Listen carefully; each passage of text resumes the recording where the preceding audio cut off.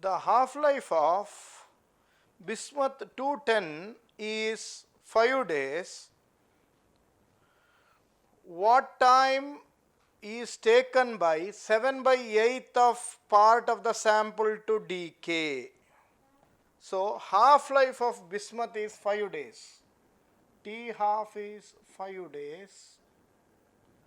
Now the 7/8 part of the sample has been decayed. Okay, decayed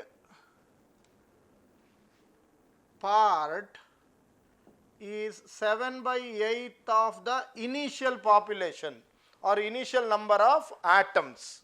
Okay, initial number of atoms. So undecayed part is n is equal to initial number of atoms minus the decayed number of atoms. That is undecayed part. Correct? Undecayed part. So that will be 1/8 of n naught. So n by n naught is 1/8. This we have to keep it in mind.